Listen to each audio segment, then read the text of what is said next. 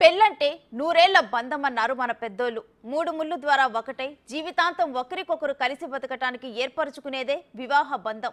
మరి అలాంటి పవిత్రమైన వివాహ బంధాన్ని పూర్తిగా విచ్ఛిన్నం చేసింది తమిళనాడు రాష్ట్రానికి చెందిన సంధ్య అనే ఓ వివాహిత. ఏకంగా 50 మందిని పెళ్లి చేసుకొని నిత్య పెళ్లి కూతురుగా మారింది ఈ కిలాలి లేలి.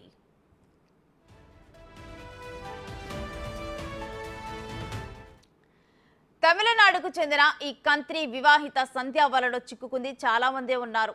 పోలీసు అధికారులనే బోల్తా కొట్టించిందంటే ఈ కిలాలి లేడి బాధితుల్లో ఏకంగా డిఎస్పీ, 2 పోలీసు అధికారులు కూడా మోసం చేసింది. వీరితో సహా 50 మందిని పెళ్లి చేసుకుంది. కేవలం నగలు, డబ్బులే లక్ష్యంగా ఈ భాగోతాన్ని నడిపించుకుంటూ వచ్చింది. అయితే ఓ యువకుడి ఫిర్యాదు ఆమె బండారాన్ని బయటపెట్టింది.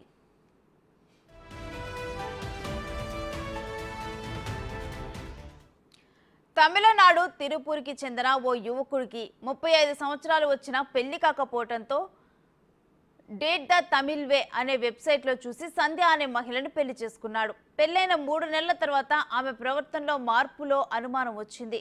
తన ఆధార్ కార్డు చెక్ చేయగా అందులో భర్త పేరు వేరేగా ఉంది. దీనిపై సంధ్యను ప్రశ్నించడంతో చంపేస్తానని బెదిరించింది.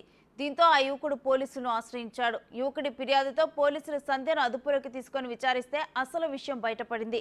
అప్పటికే సంధ్య ఒక డిఎస్పీ, ఒక పోలీస్ ఇన్స్పెక్టర్, మదురైలో మరో పోలీస్ అధికారి, కరూర్లో ఒక ఫైనాన్స్ అధికారితో సహా 50 మందికి పైగా పెళ్లిళ్లు చేసుకున్నట్లు తెలిసింది.